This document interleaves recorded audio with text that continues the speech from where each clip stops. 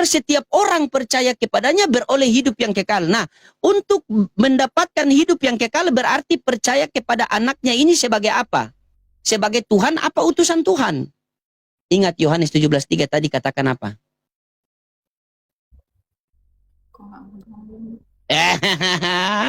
Begitu, karena begini, kamu dengar. Karena Tuhan itu tidak mungkin terlihat. Coba kamu baca 1 Timotius 6 ayat 16. Coba kamu baca. Coba, ini kita pakai logika, Coba kamu baca. Yohanes 1 Timotius 6 nomor 16.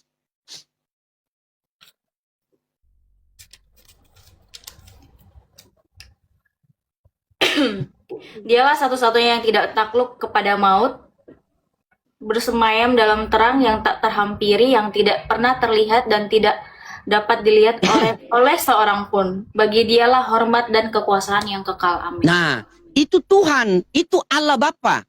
Dialah satu-satunya yang tidak terhampiri, tidak takluk kepada maut, bersemayam di dalam terang. Tidak ada seorang pun yang dapat melihat dia dan manusia pun tidak bisa melihat dia. Siapakah sosok ini? Inilah sosok Allah Bapa. Kenapa saya mengatakan ini sosok Allah Bapa?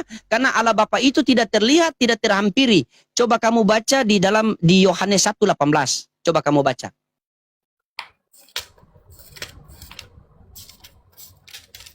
Yohanes 1 ayat 18. Tidak seorang pun pernah melihat Allah, namun anak tunggal Allah yang ada di pangkuan Bapa, Dialah yang menyatakannya. Nah, di dalam 1 Timotius 6 nomor 16 tadi dikatakan, Dialah satu-satunya yang tidak terhampiri, tidak takluk kepada maut, bersemayam di dalam terang. Tidak ada seorang pun yang dapat melihat dia dan manusia pun tidak bisa melihat dia. Nah, bagaimana kita bisa percaya kepada Tuhan yang tidak terlihat ini? Maka Tuhan menyatakan utusannya sehingga dalam Yohanes 1:18 dia mengatakan tidak ada seorang pun yang dapat melihat Allah melainkan anak yang ada di pangkuannya yang menyatakannya. Bagaimana cara Yesus Kristus menyatakan bahwa Bapa itu ada, Tuhan itu ada namun tidak terlihat? Coba kamu baca Yohanes 5:37.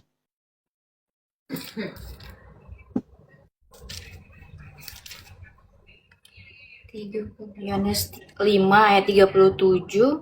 Bapa yang mengutus aku, Dia yang telah bersaksi tentang aku. Dia yang telah bersaksi tentang aku. Siapa itu? Kamu tidak pernah mendengar suaranya, rupanya pun tidak pernah kamu lihat. Nah, Bapa yang mengutus aku, Dialah yang bersaksi tentang aku. Kamu tidak pernah mendengar suaranya, rupanya pun kau tidak pernah melihat. Betul? Betul. Berarti Yesus datang ke dunia itu untuk menyatakan bahwa Bapa itu ada namun tidak terlihat. Makanya kita tidak akan sampai kepada Tuhan tanpa melalui utusan Tuhan. Kita tidak akan sampai ke presiden tanpa melalui utusan presiden. Makanya coba kamu baca Yohanes 1:14. Coba kamu baca Yohanes 1:14.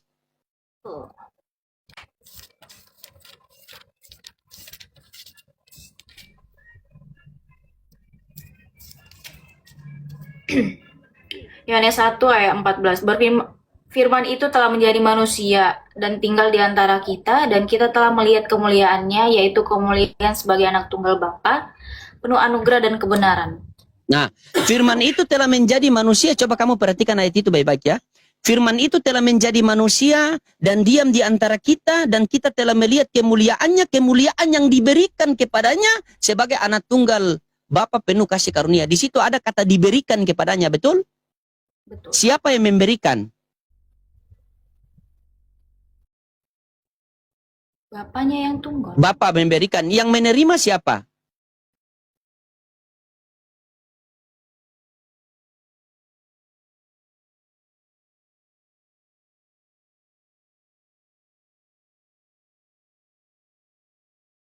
Oh iya. Berarti di situ ada yang memberi, ada yang menerima.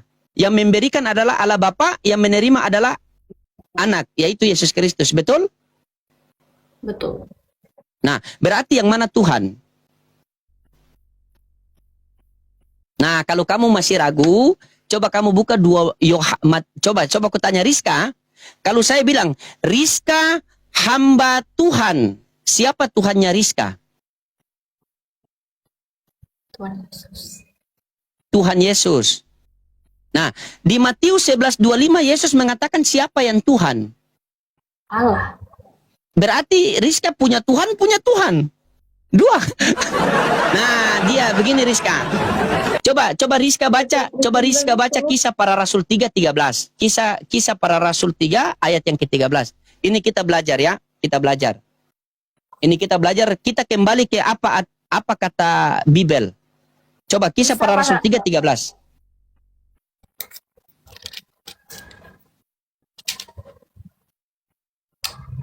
Allah Abraham, Ishak dan Yakub. Allah nenek moyang kita telah memuliakan hambanya, yaitu Yesus yang kamu serahkan dan tolak di depan Pilatus, walaupun Pilatus mengutuskan untuk melepaskan dia. Allah Abraham, Ishak, Yakub, nenek moyang kita telah memuliakan hambanya, yaitu siapa?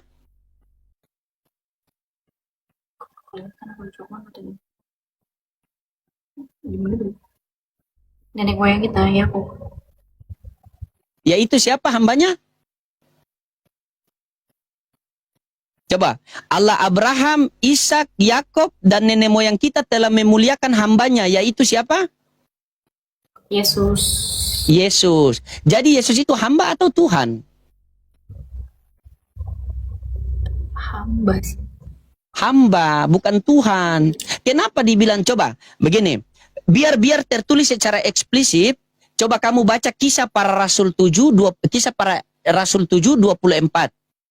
Kisah Para Rasul 7:24. Biar lebih kamu fokus itu. Kisah Para Rasul 7:24. Ketika itu ia melihat seorang dianiaya oleh Mesir, lalu ia Kisah Para Rasul 7, Kisah Para Rasul 4:27.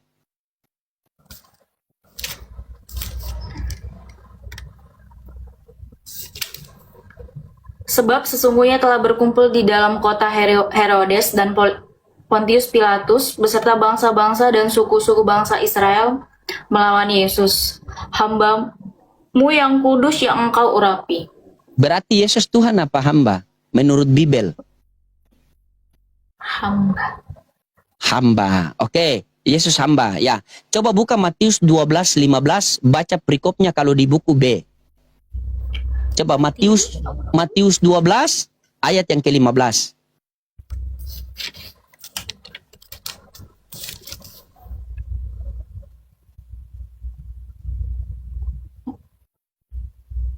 Siapa yang bertelinga hendaklah ia mendengar. Matius 12. Sorry. Matius 12 ayat yang ke-15. Ada perikopnya di situ kalau di buku. Judulnya ada judulnya di situ kalau di buku yang B. Coba baca yang B.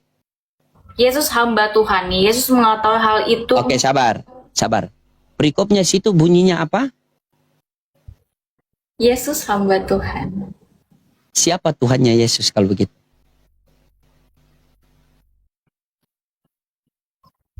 Tuhan.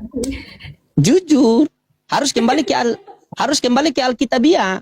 Karena begini, kita beragama berarti kita menjadikan bahwa kitab suci adalah pedoman hidup kita. Sepakat? Coba kamu baca Matius 4 nomor 4, itu pegangan buat kamu. Matius 4 nomor 4, itu pegangan buat kamu. Matius 4 nomor 4. Ayat 4. Oh iya, aku pernah ini lagi. Coba. Jawab Yesus, ada tertulis manusia hidup bukan dari roti saja, tetapi dari seperti firman yang keluar dari mulut Allah. Manusia bukan hidup dari roti saja, melainkan dari firman yang keluar dari mulut Allah. Betul? Betul. Jadi, kehidupan kalian harus berlandaskan kitab suci yang tertulis. Betul? Nah, sekarang di dalam kitab suci yang tadi kamu baca itu, di dalam Bibel yang kamu baca tadi itu, Yesus Tuhan apa hamba Tuhan? Terus hamba. Hamba. Terus kenapa kamu Tuhankan dia? Ini perkara hidup dan mati loh, perkara agama loh. Karena kita hidup di dunia tidak selama-lamanya. Ingat, dunia bukan tempat tinggal tetapi tempat untuk meninggal. Musibah yang paling terbesar pada diri kita bukan kita kehilangan harta, pangkat, jabatan, bukan. Musibah yang paling terbesar pada diri kita ketika kita mati tanpa ketaatan kepada Tuhan yang benar. Kegagalan yang paling fatal pada diri kita bukan kita tes polisi gagal, tes PNS gagal, bukan usaha gagal, bukan. Tetapi kegagalan yang paling fatal pada diri kita, maka ketika kita menghadap Tuhan, maka kita tidak mendapat kasih karunia Tuhan. Coba ini kamu baca Matius 7, 21, 22 sampai 23. Itu kamu punya pegangan hidup. Matius 7, 21, 22, 23. Matius 7 ayat 21 sampai 23. Iya. Bukankah setiap orang yang berseru kepada Tuhan, Tuhan akan masuk ke dalam kerajaan sorga, melainkan orang yang melakukan kehendak Bapa yang di surga. Pada hari terakhir banyak orang yang akan berseru kepadaku, Tuhan, Tuhan, bukankah kamu bernubuat demi namamu dan mengusir setan demi namamu dan mengadakan banyak mujizat demi namaku juga? Pada waktu itulah aku berseteru terang kepada mereka dan berkata, aku tidak pernah mengenal engkau, enyahlah dari hadapanku, hai kamu yang melanggar perintah Allah. Nah, Matius 7, 21, 22 sampai 23, bukankah setiap orang yang memanggil aku Tuhan, Tuhan, mengikuti kehendak Bapakku, kan? Akan banyak orang yang memanggil aku Tuhan, Tuhan, Tuhan, bernubuat demi namaku, mengusir setan demi namaku, mengadakan mujizat demi namaku. Kutanya sama kamu jujur, pernah enggak lihat pendeta mengobati orang dalam nama Yesus? Pergilah engkau setan. Dalam nama Yesus, betul? Nah, berarti mereka bernubuat demi nama Yesus, mengusir setan demi nama Yesus, mengadakan mujizat-mujizat demi nama Yesus. Yang 23 tadi apa kata Yesus? Ayat 23 tadi apa kata Yesus? Matius 7, 23.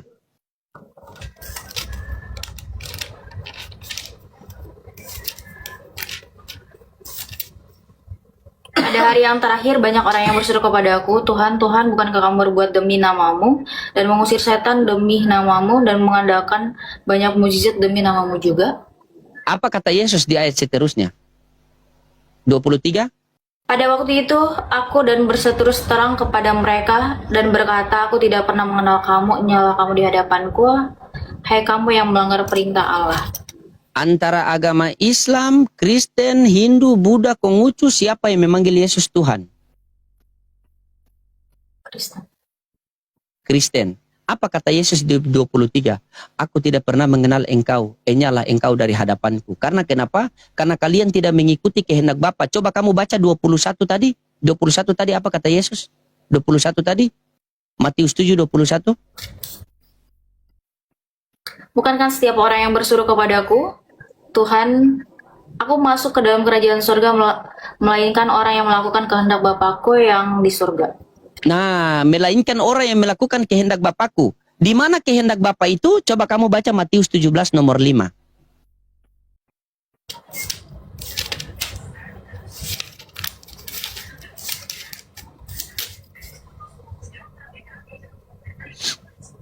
Sementara ia berkata-kata, tiba-tiba awan yang terang menaungi mereka. Dari dalam awan itu terdengar suara yang berkata, inilah anakku yang terkasih, kepadanya lah aku berkenan dan mendengarkannya. Nah, tiba-tiba mereka duduk, datanglah awan dan terdengar suara dari langit, yaitu suara Bapa, betul? Apa kata suara dari langit? Inilah anakku yang aku kasihi, kepadanya aku berkenan dan dengarkanlah dia. Betul? Betul. Betul? Dengarkanlah dia. Nah, apakah Rika mau mendengarkan Yesus? Tentu. Mau? Oke, baca Lukas 4 nomor 8. Kalau Rika mau mendengarkan Yesus, baca Lukas 4 nomor 8. Coba. Lukas 4 nomor 8. Jawab Yesus kepadanya, ada tertulis, engkau harus menyembah Tuhan Allahmu yang hanya kepada Dia sajalah engkau beribadah. Nah, berarti menyembah kepada Tuhan siapa? Pada Allah. Kenapa kalian menyembah kepada Yesus? Ayo. Siapa dapat ajaran dari mana? Ayo. Karena kan di Alkitab kan ada Tritunggal. Di mana Tritunggal? Tidak ada. Saya sudah berapa kali baca kitab itu sampai selesai dari Kejadian sampai Wahyu, tidak ada. Tidak ada Tritunggal di situ. Kamu dengar. Ini. Kalau kamu bilang, coba kamu baca ini. Kalau kamu bilang Tritunggal ini. Ini. Coba kamu baca di Markus 12:29. Markus 12:29. Markus 12:29.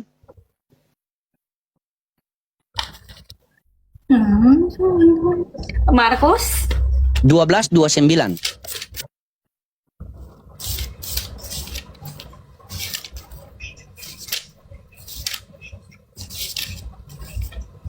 Kok jadi nggak fokus?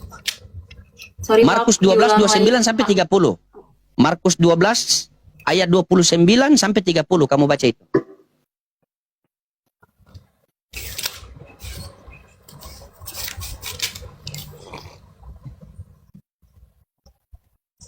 Jawab Yesus kepada mereka, aku akan mengajukan satu pertanyaan kepadamu, berikanlah aku jawaban, maka aku akan mengatakan kepadamu dengan kuasa manakah aku akan melakukan hal-hal itu. Markus 12 ayat 29 sampai 30. Jawab Yesus kepada mereka, aku akan mengajukan satu pertanyaan kepadamu, berikanlah aku jawaban, maka aku akan mengatakan kepadamu dengan kuasa manakah aku akan melakukan hal-hal itu. Baptisan Yohanes itu dari surga, dari mana? Dari manusia. Berikanlah aku jawaban. Markus 12, Markus pasal 12 ayat ke-29. Salah baca, aduh, jangan terakhir baca. Iya, Markus 12. Sorry. Iya, Oh, tidak apa-apa. Kesalahan manusia itu tempat salah. Orang bisa benar itu karena belajar dari kesalahan. Semangat. Ya. Jawab Yesus, perintah yang dulu kenapa jadi guru ya anjir. Perintah yang terutama ialah dengarlah hai orang Israel, Tuhan Allah kita, Tuhan Yesus itu Esa. Tuhan Yesus. Coba baca baik-baik. Tuhan itu Esa. Iya, tidak ada Tuhan Yesus itu. Baca yang ke-30. Kasihanilah Tuhan Allahmu dengan segenap hatimu, dengan segenap jiwamu, dan dengan segenap akal budimu, dengan segenap kekuatan. Nah, hukum yang terutama ialah wahai orang Israel, Tuhan Allah kita, Tuhan itu Esa. Di situ ada kata kita termasuk Yesus atau tidak? Coba baca. Ingat yang ke-30 Yesus mengatakan apa? Kasihilah Tuhan Allahmu segenap hatimu dan sepenuh akal budimu. Pakai akalmu, berpikir dengan cerdas. Hukum yang terutama ialah wahai orang Israel, Tuhan Allah kita, Tuhan itu Esa. Kita itu termasuk Yesus atau tidak? Termasuk Yesus. Nah, kamu mengatakan tadi Tritunggal. Tri itu tiga. Tritunggal, tiga di dalam satu. Bapa, Putra, dan Roh Kudus, tiga di dalam satu. Roh Kudus. Nah, Bapa, Firman, dan Roh Kudus, benar kan? Tiga di dalam satu. Kenapa di Bible mengatakan Esa? Esa itu berapa kalau kamu tahu? Coba searching di Google. Cari di Google, minta tolong itu kawan muslim sebelah. Boleh ketik, Esa adalah, minta tolong. Boleh ketik Esa di Google. satu. Coba biar dia buktikan. Esa adalah Ketuhanan yang Maha Esa dalam arti bahasa Arab Esa artinya adalah ahad, yaitu tunggal, tidak ada duanya. Dalam Al-Quran dikatakan kul huwallahu ahad, kata-kata di Allah itu Esa adalah satu. Esa adalah satu. Musa, dengar baik-baik ya. Musa ketika diutus di tengah-tengah Bani Israel, Musa mengatakan apa? Sema Israel Adonai Elohenu Adonai Ehad. Dengarlah wahai orang Israel, Tuhan Allah kita, Tuhan itu Esa. Ketika Musa kembali kepada Tuhan Allah Bapa mengutus Yesus lagi. Sehingga di dalam Yohanes 5:37 tadi kan Yesus mengatakan, Bapa yang mengutus aku, dialah yang bersaksi tentang aku, kamu tidak pernah mendengar suaranya, rupanya pun kau tidak pernah melihat. Benar tidak? Tadi yang kau baca. Benar. Benar kan? Nah, terdengar suara dari langit. Inilah anakku yang aku kasihi, kepadanya aku berkenan, dan dengarkanlah dia. Coba. Dengarkanlah dia. Sekarang kamu dengar apa perkataan Yesus di situ. Hukum yang terutama ialah, wahai orang Israel, Tuhan Allah kita, Tuhan itu Esa. Berarti ada 3 atau ada 1? Satu. 1. Terus di mana data di dalam Bible dari Kejadian sampai Wahyu mengatakan bahwa Tuhan itu Tritunggal, 3 di dalam 1. Dan Yesus mengatakan tadi Yesus mengatakan dalam Yohanes 5:37 tadi kan, inilah hidup yang kekal itu, mengenal engkau satu-satunya Allah yang benar, dan mengenal Yesus Kristus yang telah engkau utus. Ayo. Coba. Nah, sekarang saya mau tanya kejujuran dari Rika. Kalau Kristen itu kan ya katakan ya, tidak katakan tidak. Kutanya sama Rizka. Dari sekian tadi kamu baca itu, apakah ayat itu mengatakan yang kamu baca tadi itu, yang kamu lihat sendiri, kamu yang baca, kamu yang buka sendiri kitab suci, yaitu menjelaskan bahwa Yesus Tuhan atau hamba Tuhan? Yesus tetap Tuhan. Di mana? Bagaimana bisa? Berarti kamu menolak. Kamu menolak apa kata Bibelmu? Sama-sama Bible. Nah, sekarang begini, simpelnya begini. Ketika Rizka berdoa kepada Tuhan Yesus, coba, ketika Rika berdoa kepada Tuhan Yesus, itu menandakan Rika seorang Tuhan apa seorang hamba? Kalau hamba, tetap hamba. Kalau kamu hamba, coba baca Ibrani 5 nomor 7. Siapa yang berdoa di situ? Ibrani 5 nomor 7. Di mana lagi Ibrani?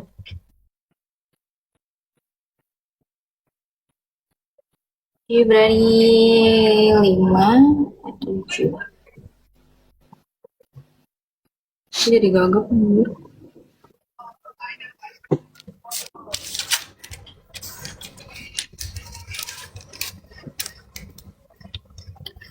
Ibrani 5:7, dalam hidup sebagai manusia, ia mempersembahkan doa dan permohonannya dengan ratapan tangis dan air mata kepada Dia yang sanggup menyelamatkannya dari maut, dan karena kesalehannya ia telah didengarkan. Nah, itu doa siapa itu? Manusia. Itu doa Yesus. Bagaimana doa manusia? Dalam hidupnya sebagai manusia, ia telah mempersembahkan doa kepada Dia yang dengan penuh ratap tangis dan keluh kesah, yang sanggup menyelamatkannya dari maut. Karena kesalehannya maka doa yang telah didengar. Ketika Rika berdoa kepada Tuhan Yesus, itu menandakan Rika seorang hamba. Ketika Yesus berdoa kepada Allah Bapa, berarti menandakan Yesus seorang hamba atau Tuhan. Hamba. Ayo. Iya, seorang hamba atau Tuhan?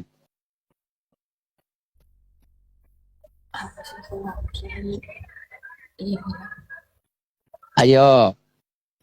Hamba, makanya dia berdoa kepada Tuhan. Nah, itu hamba dia berdoa kepada Tuhan. Tidak mungkin Tuhan berdoa kepada Tuhan. Ini akal sehat. Coba begini. Kita semua pengen masuk surga. Mau Islam, mau Kristen, mau Hindu, mau Buddha, semua kita pengen masuk surga. Benar tidak? Amin. Benar tidak? Benar tidak? Oke, benar. Coba kamu baca Yohanes 17:3 tadi. Coba kamu baca Yohanes 17:3 tadi. Kenapa malu-malu? Kabur dia, astagfirullahaladzim.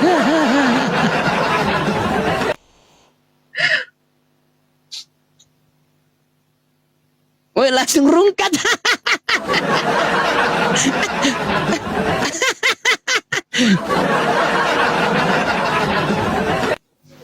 Astagfirullahaladzim. Hidayah ya Allah. Hai, kali ini Allah. Pasti ada Oten di bawah. Rungkat kau, rungkat kau, rungkat kau. Nah, kalau mau PKP ini pembelajaran buat Kristen-Kristen ya. Buat Kristen-Kristen. Kalau mau dengar baik-baik ya, pembelajaran buat Kristen-Kristen ya. Ingat pembelajaran buat Kristen-Kristen yang ada di bawah. Kalau kalian mau PKPK, ketika dapat saudara Muslim kalian, saudara Kristen kalian, pelajari mereka kitab suci yang benar. Begitu. Ya.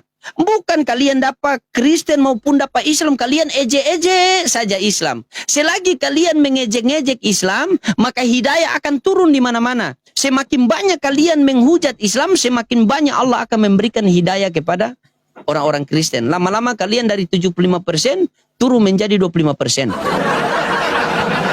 Salah kalian. Coba. Kerjanya menghujat. Coba. Ini kalian bukan, silakan menghujat kalian, menghujat sepuas-puasnya kalian menghujat. Karena kalian jauh, silakan menghujat sepuas-puasnya. Selagi kalian menghujat, ingat. Allahumma arinal haqqo warjukna tiba'a, wa arinal batila batilan warjukna jitinaba. Ya namanya hak-hak, namanya batil-batil. Gitu. Selagi kalian menghujat, orang melihat ini kau memberitakan katanya Yesus ajaran kasih, tapi kok kau dengan kebencian saja.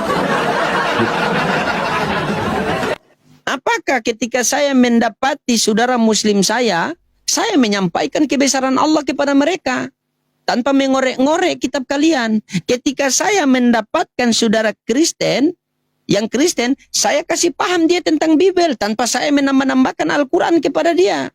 Coba. Begitu kalau mau memberitakan kebenaran. Karena Islam itu dilatih, ya ayyuhalladzina amanu, ittaqullaha wa qulu qawlan sadida. Yusli lakum a'malakum. Wahai orang-orang yang beriman, bertakwalah kalian dan berperkataan dengan perkataan yang benar. Begitu. Iya. Ya. Buat apa kita sekarang begini teman? Buat apa kita mau menghujat agama yang sudah dihujat mereka sendiri? Begitu. Pasien selanjutnya, nomor antrian yang ketiga. Sudah goyang dia teman-teman, sudah goyang dia. Allahu Akbar, hidayah ya Allah. Ya, semoga Allah berikan kepahaman. Halo, Alamahai. Kamu kena PL. Oh, saya kena PL, makanya mereka tolak. Saya rungkat dulu ya, kita live ulang ya. Gimana teman-teman? Atau gimana? Kita rungkat dulu ya.